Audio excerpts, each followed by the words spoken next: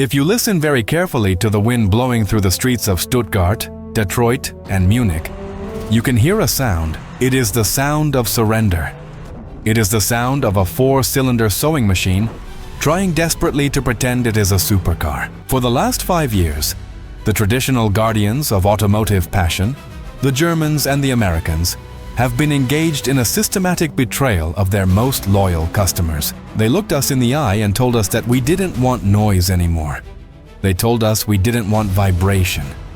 They told us that the V8 engine was a dinosaur, a relic of a primitive past that had to be euthanized for the greater good of the planet. Look at the Mercedes-AMG C63. It used to be a barbarian.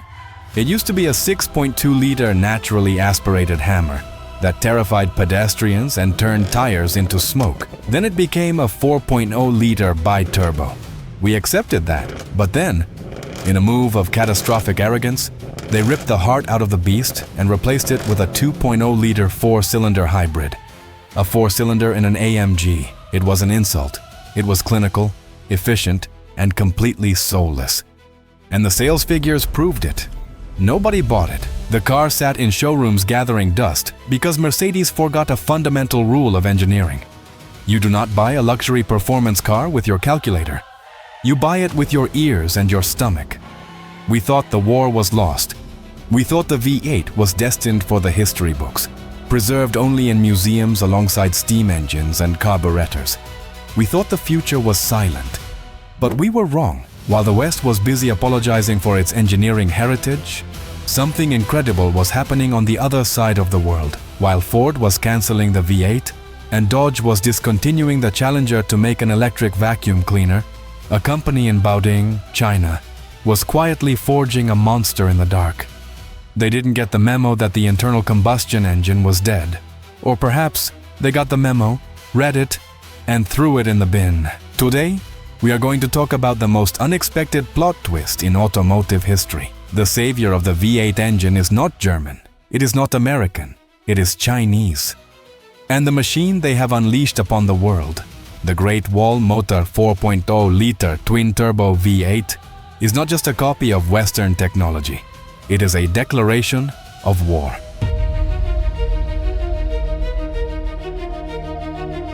To understand the magnitude of what Great Wall Motor, or GWM, has achieved, we have to go back to April 2025, the Shanghai Auto Show. The mood in the global industry was somber. European executives were walking around with long faces, talking about sustainability targets and fleet emissions. The joy was gone. And then, in the middle of the GWM stand, there was a display that looked like it belonged in 1960s Detroit, not 2025 China. It was an engine block, a massive, complex aluminum sculpture of power. It had 8 cylinders arranged in a V. It had 2 turbochargers nestled in the hot V-out configuration, just like a Porsche or a McLaren. This was the 4.0T V8, code 6Z40. And it wasn't a prototype made of clay. It was a production-ready unit. The specifications read like a love letter to mechanical engineering. We are talking about 517 brake horsepower. We are talking about 850 Newton-meters of torque. These are numbers that humiliate the standard engines from Range Rover and BMW. But the raw numbers are only half the story. The real story is the audacity. To build a new V8 engine from scratch in the 2020s requires billions of dollars in investment.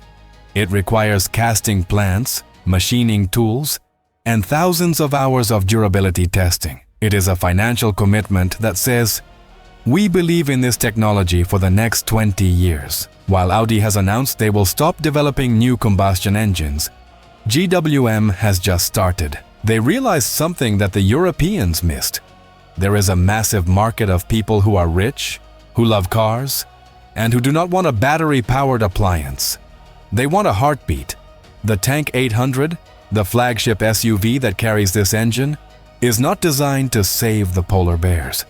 It is designed to climb mountains and cross deserts with a soundtrack that commands respect. It is a Rolls-Royce Cullinan for a fraction of the price, but with an engine that actually feels alive.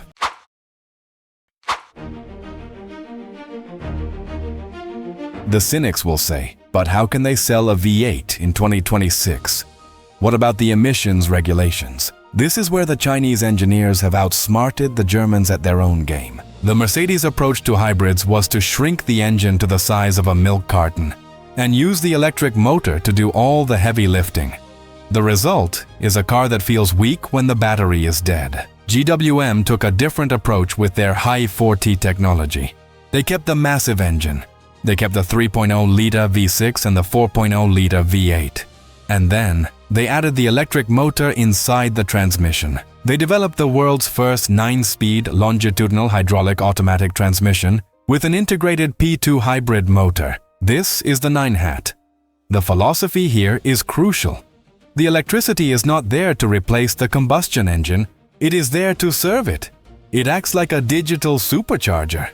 When you step on the throttle, the electric motor fills in the torquey gap instantly, eliminating turbo lag completely. And then, as the revs climb, the V8 wakes up and takes over, screaming all the way to the red line. It is the best of both worlds. You get the emissions compliance to sell the car globally, but you keep the soul of the machine intact. This transmission can handle up to 750 Newton meters of input torque. It is built like a bank vault. While Land Rover Defenders are breaking down on the side of the motorway with electrical gremlins, the GWM powertrain is designed with a level of ruggedness that suggests they expect these cars to be used in a war zone. This is not delicate technology. This is heavy metal engineering disguised as a luxury product.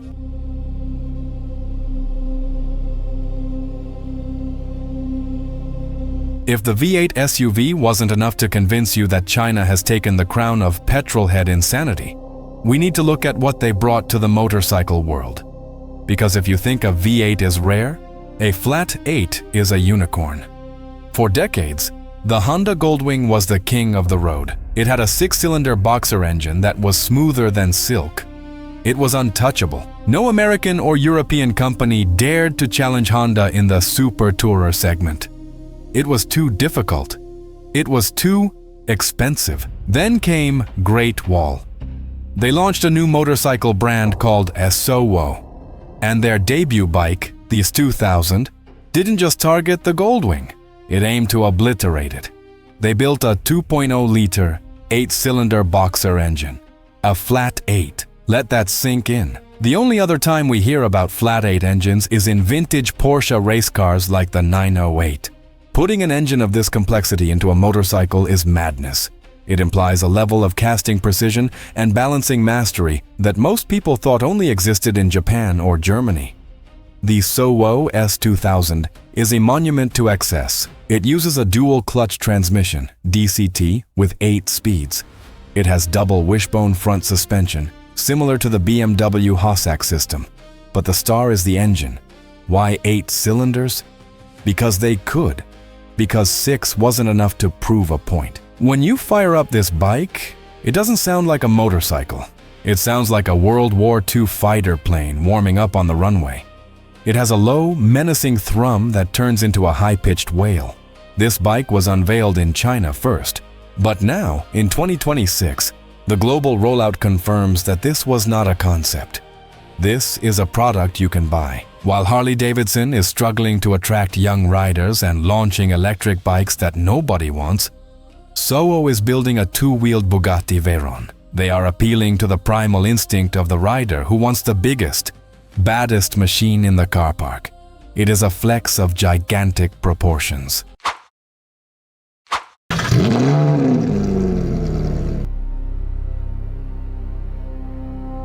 So, why is this happening? How did we end up in a timeline where a Chinese state-owned enterprise is the defender of the V8, while Ford and General Motors are obsessing over kilowatt hours? The answer lies in legislation and arrogance. The European Union and the Californian regulators decided 10 years ago that the combustion engine was the enemy. They created rules that made it technically impossible to build a cheap V8. They forced manufacturers to downsize. But they forgot about the customer. They forgot that cars are emotional objects. GWM, on the other hand, looked at the market with fresh eyes. They saw that in the Middle East, in Russia, in Australia, and even in the rural United States, people still worship the V8. They saw a vacuum. As the Western brands retreated, leaving their customers behind, GWM stepped in to fill the void. They are not burdened by the legacy guilt that Volkswagen feels over Dieselgate. They are not trying to apologize for their existence. The irony is palpable. We spent decades laughing at Chinese cars. We called them copycats. We said they had tin pot engines and melted plastics. And now, if you want a car that feels like a proper old-school luxury flagship, solid, heavy, and powered by an engine that runs on explosions, you have to look east. The GWM 4.0 TV8 is not a copy of a Mercedes engine. It is better than the current Mercedes engine. It is more complex, more powerful, and significantly more charismatic than the four-cylinder hybrid mess found in the modern C-Class. The student has not just become the master. The student has kicked the master out of the classroom and taken his job.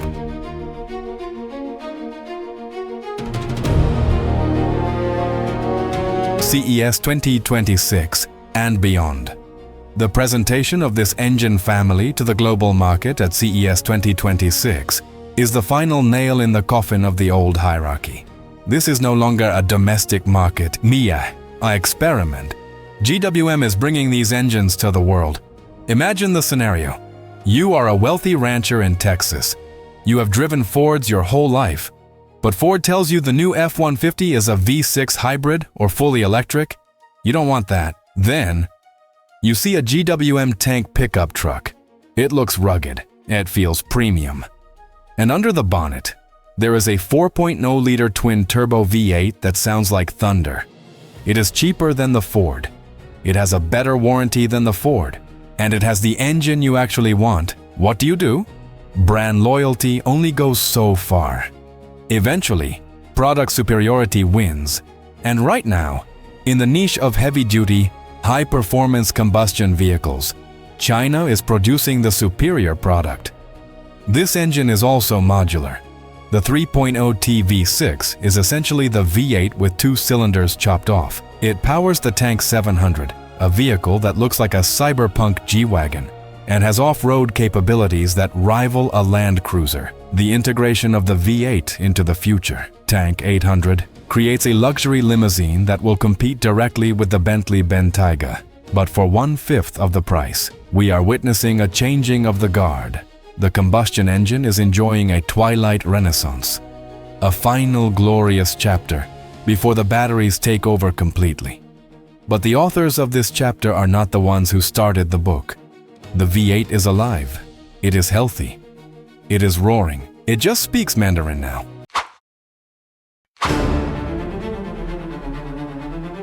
Let's go deeper into the belly of the beast. We need to appreciate the specific engineering choices made in this engine family. One detail that stands out is the thermal management. A 4.0L twin-turbo V8 generates an immense amount of heat in a hot V configuration. That heat is concentrated in the center of the engine. To combat this, GWM developed a split cooling system. The cylinder head and the engine block have different cooling circuits with different temperatures. This allows the block to warm up quickly to reduce friction, while the head is kept cooler to prevent engine knock under heavy boost. This is advanced metallurgy and fluid dynamics. They also utilized an electronic water pump and a variable displacement oil pump. These are parasitic loss reduction technologies. A traditional mechanical pump saps power from the engine even when cooling isn't needed. The electric pump runs only when necessary. This shows that despite being a massive V8, they are chasing efficiency with the same ferocity as they chase power. The thermal efficiency of this engine is claimed to be over 38%, which for a high-performance petrol V8 is world-class territory. And then there is the sound. GWM engineers have stated in interviews that they spent months tuning the exhaust harmonics. They didn't just want noise, they wanted the right noise. A cross-plane crank V8 has a distinctive burble, the American muscle sound. A flat-plane crank has a scream. The GWM V8 uses a cross-plane crankshaft for that deep, authoritative rumble that vibrates in your chest. They understand that sound is a crucial part of the luxury experience. A silent car is transport. A V8 is an occasion. In conclusion, we need to stop looking at badges and start looking at engineering. If you are a true petrol head, you care about the mechanical heart of the machine. You care about the firing order, the compression ratio, and the sound of the exhaust. For years, we feared that the future would be boring. We feared a world of silent pods moving us from A to B. But Great Wall Motor has given us a lifeline. They have proven that there is still room for excess. There is still room for engineering that celebrates power rather than efficiency. The Mercedes of old is dead. The Ford V8 is on life support. But the spirit of the V8, that unkillable desire to harness fire and turn it into motion, that has just migrated. So, the next time you see a Chinese SUV on the road, don't dismiss it. Listen to it. If you hear the deep, rhythmic rumble of 8 cylinders firing in anger, take a moment to appreciate the irony. That sound is the sound of China saving the automotive soul that the West tried to kill. The V8 is back, and this time it is built behind the Great Wall. If you enjoyed this deep dive into the engines that are defying the global trend, make sure to subscribe. We don't do boring cars here, we do heavy metal. See you in the next one.